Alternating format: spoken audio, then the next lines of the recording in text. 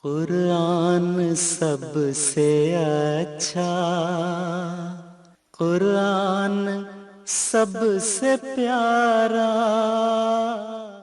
Para pemirsa MTA yang saya muliakan, Assalamualaikum warahmatullahi wabarakatuh. Senang kita berjumpa kembali di dalam satu acara pembahasan tentang pandangan Hazrat Mirza Ghulam Ahmad alaihissalam berkenaan dengan Al-Quran.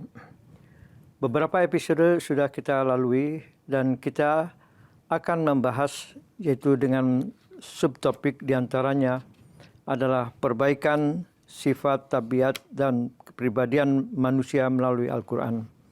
Dan selanjutnya juga akan kita bahas sedikit tentang keunikan daripada kitab suci Al-Quran. Dan selanjutnya ada juga pedoman dalam penafsiran Al-Quran.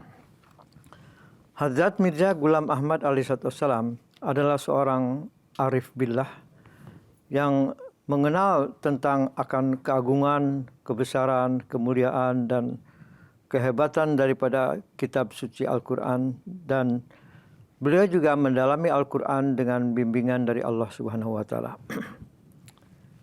Berkenaan dengan perbaikan sifat dan tabiat serta kepribadian manusia, ini dapat diperbaiki dengan ilmu dan pelajaran-pelajaran yang diberikan oleh Al-Quran. Ada ungkapan dikatakan, kulul ilmi fil Quran, walakin takasur minhu afhamil rijal, bahwa segala macam ilmu pengetahuan itu sudah terangkum di dalam Al-Quran. Namun manusia dengan kedangkalan ilmu dan kepemahamannya itu menjadikan Al-Quran itu menjadi sempit. Dan kita lihat bahwa manusia terkadang hanya mengandalkan logika dan rasio saja.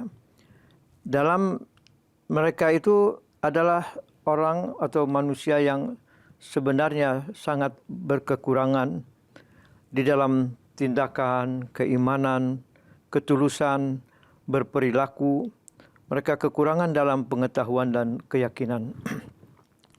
Sedangkan orang-orang yang arif billah itu adalah orang-orang suci, orang-orang pilihan Allah SWT, yaitu mereka yang selalu bertakarub dan dekat hubungannya dengan Allah SWT.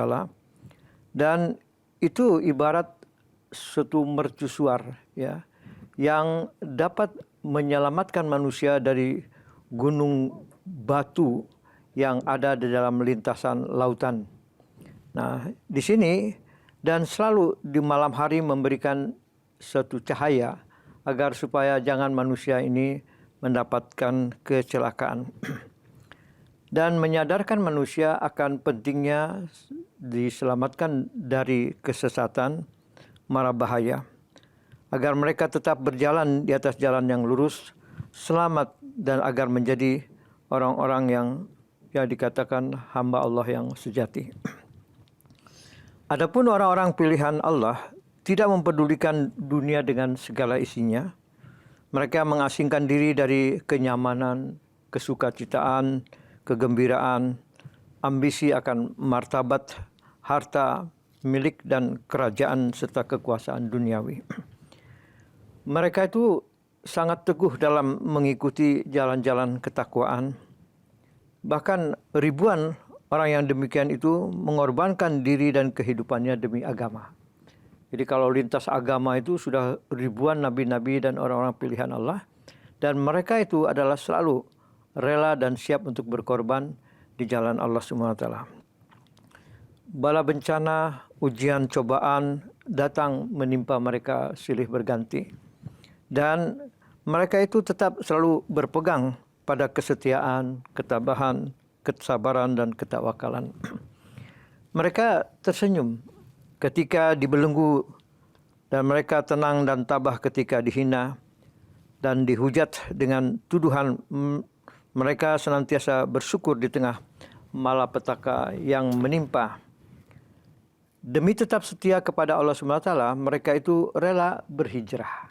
Ya, para nabi-nabi pilihan dan nabi-nabi yang berkaliber besar itu senantiasa mereka itu berhijrah. Karena apa?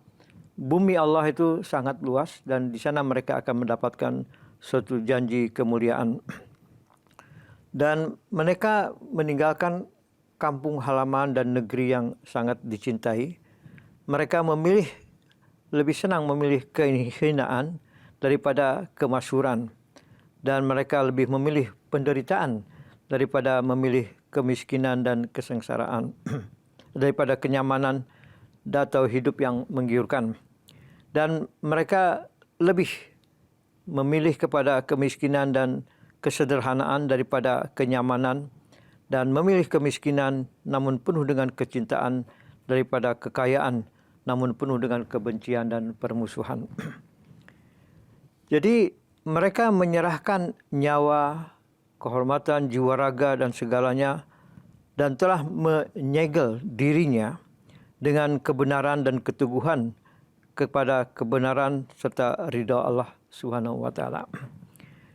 Mereka nyaman hidup di bawah cahaya nur ilahi daripada kesesatan dan kebuasan. Sepanjang masa orang-orang demikian itu selalu mengukir sejarah. Mereka menangkal dengan kejujuran dan keperwiraan, dengan kecemerlangan diri dan iman mereka. Selanjutnya Hazrat Mirza Ghulam Ahmad alaihissalam menjelaskan bahwa Al-Quran mampu mengawal, membimbing hamba-hambanya yang demikian setia itu kepada intelektual yang tinggi. Jadi selalu ilmu dan pengetahuannya itu berada di dalam tingkat yang sangat-sangat tinggi. Dan menjadikan mereka memiliki akhlakul karimah, sehingga malaikat pun terkagum-kagum, terpesona dan menyampaikan doa dan salawat kepada mereka. Nur dan tanda-tanda keridhaan Allah Ta'ala selalu terlihat pada langkah mereka yang selalu mengikuti Al-Quran. Ya. Dan kita lihat judul yang berikutnya adalah nubuatan dalam kisah-kisah Al-Quran. Jadi kita melihat banyak sekali anbiya, nabi-nabi dan rasul-rasul itu yang diriwayatkan atau dikisahkan di dalam Al-Quran.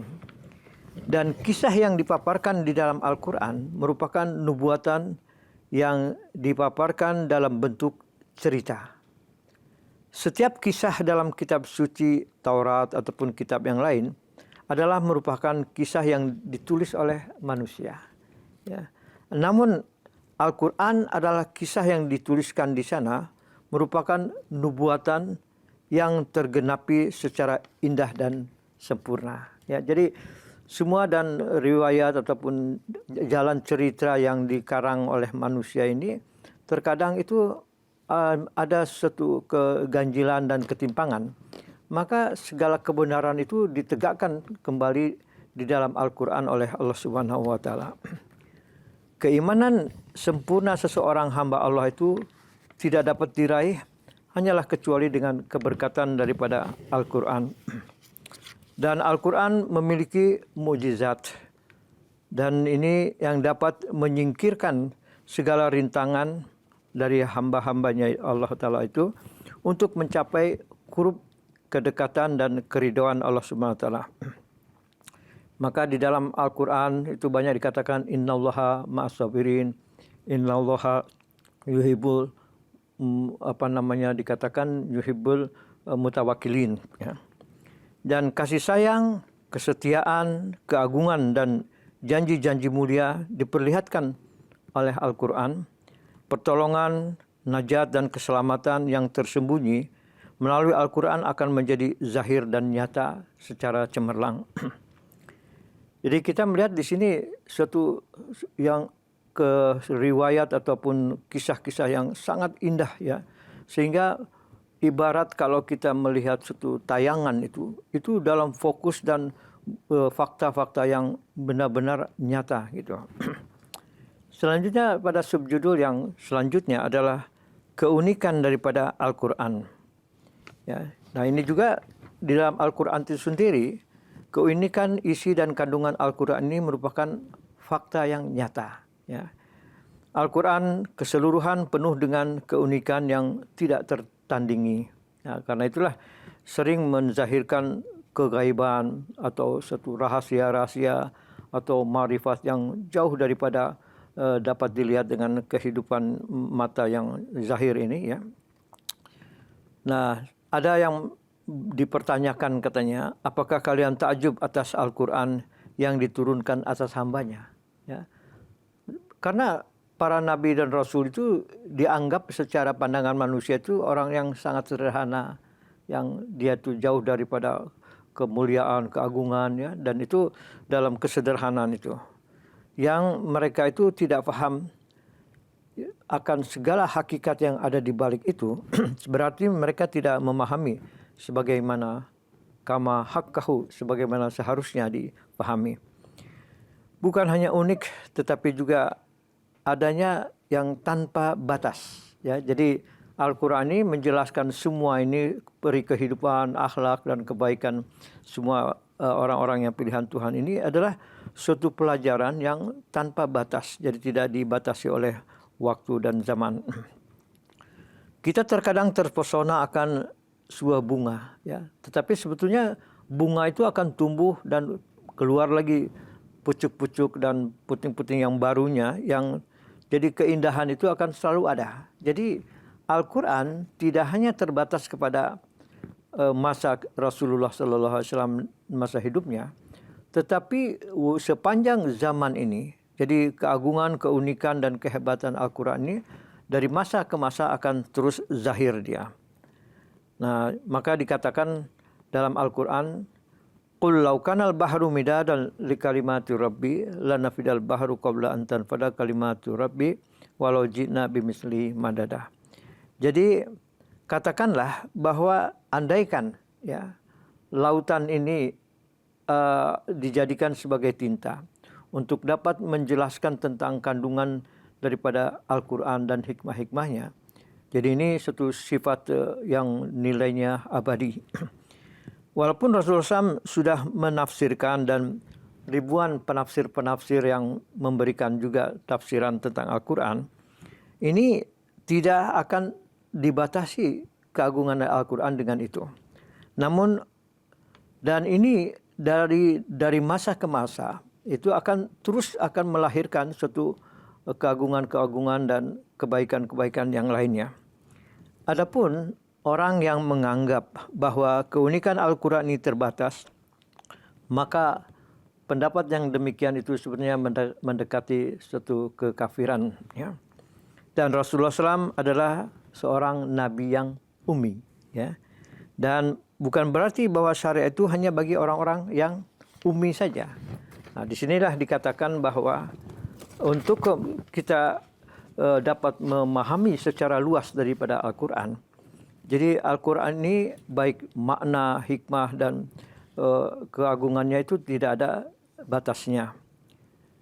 Dan ini beberapa pengertian yang diterangkan oleh Rasulullah SAW dalam 23 tahun saja itu bukan hanya untuk orang-orang yang buta huruf. Ya.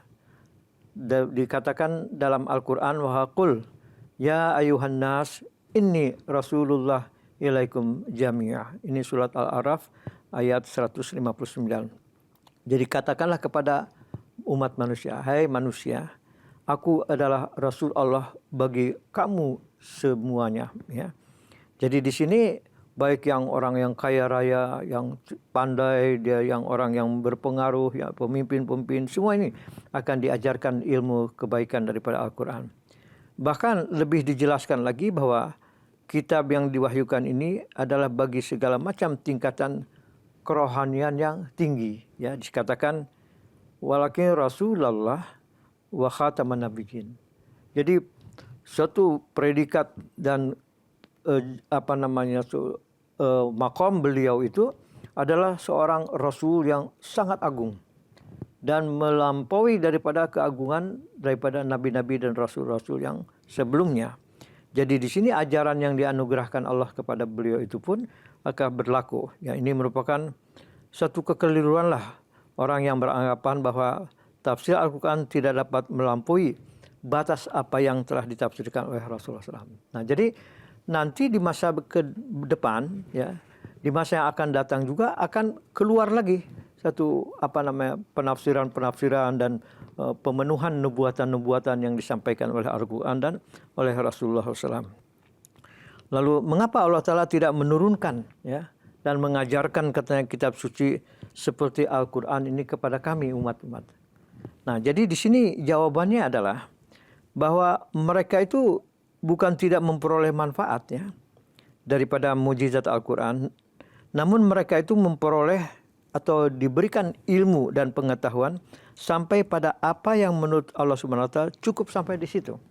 Ya, kalau seorang dia murid SD, ya sekadar kemampuan mereka itulah yang diberikan ilmu. SMP lebih ditinggikan lagi, SMA, ya. Jadi umat dan kaum-kaum terdahulu pun diberikan sebagian daripada kandungan Al-Quran itu.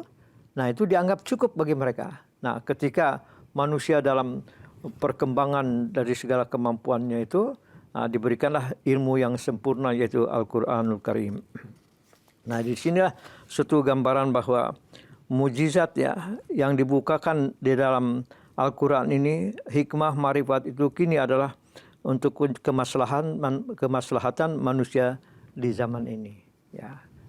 Hadirin dan hadirat yang saya muliakan, agama-agama yang terdahulu itu tidak lepas mereka menyampaikan tentang akan adanya suatu kekuatan duniawi, yaitu yang dikatakan Gog Magog atau Ya'juj Ma'juj, ya, Dajjal.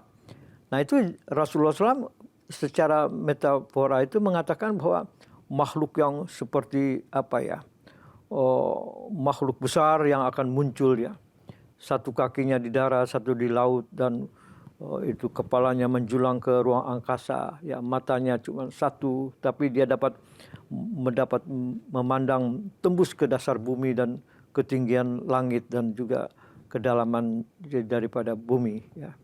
Dan dengan kekuatan itu bisa menarik khazanah-khazanah yang ada di dalam bumi. Nah, ini kalau dibayangkan itu sulit seperti apa dia. Tapi sesuai dengan kemajuan zaman sekarang ini, nah inilah negara-negara yang ateis, yang bertuhankan kemusyrikan, ya, dan juga mereka yang tidak memandang kepada keimanan. Nah, mereka itu picak, ya, jadi matanya pun hanya sebelah, ya. Nah, tapi menguasai dunia. Nah, inilah yang di dalam Al-Quran disebutkan atau dalam hadis katakan bahwa musuh besar daripada agama-agama adalah Ya'juj dan Ma'juj ini, serta Dajjal, negara adik kuasa. Nah, Hazrat Masih Maud alaihissalam pun dinubuatkan bahwa nanti, ya, beliau akan menghadapi suatu kekuatan dunia yang besar itu, yaitu yang menguasai dunia adalah Ya'juj, Ma'juj, dan Dajjal, ya. Nah, ini apa katanya? Dengan tiupan Al-Masihnya, dengan ruh yang sucinya itu dapat melumpuhkan segala macam serangan-serangan dan bahaya yang dilancarkan oleh Ya'juj dan Ma'juj serta Dajjal. Nah, ini mana jadi apa yang ditafsirkan oleh Rasulullah SAW waktu itu belum sampai, ya, untuk mendalami bagaimana sebetulnya Ya'juj, Ma'juj, dan Dajjal ini.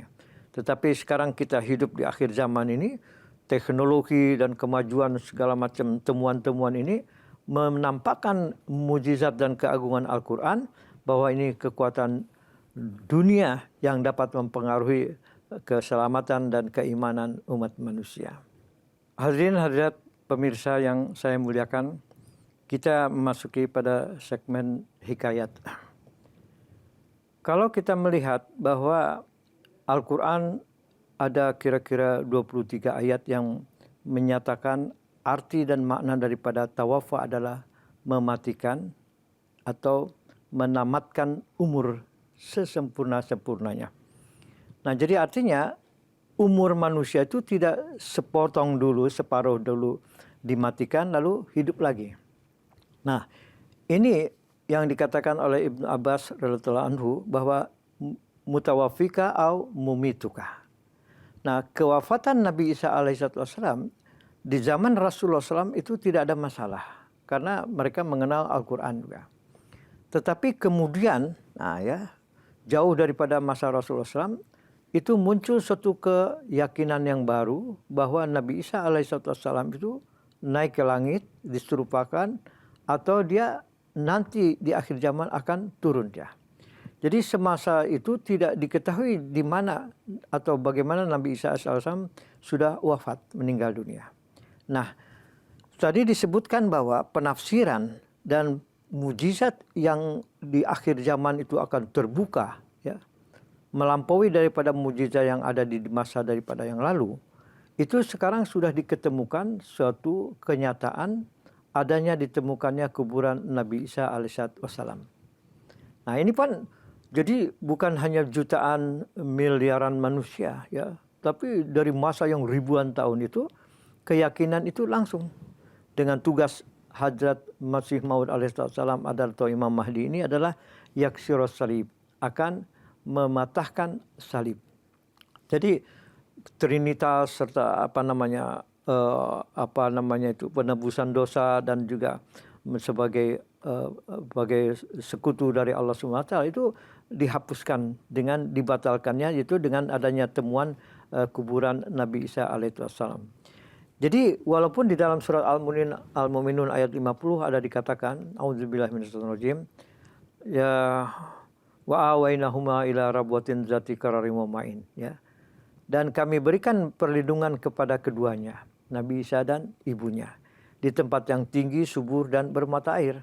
Itu hanya sekedar ayat saja, ya. Tapi sekarang sudah diketemukan bahwa di mana Nabi Isa alaihissalam meninggal di Kashmir, ya, Srinagar itu, dan ibunya itu adalah makam dan kuburannya ada di Gunung Mari di Pakistan.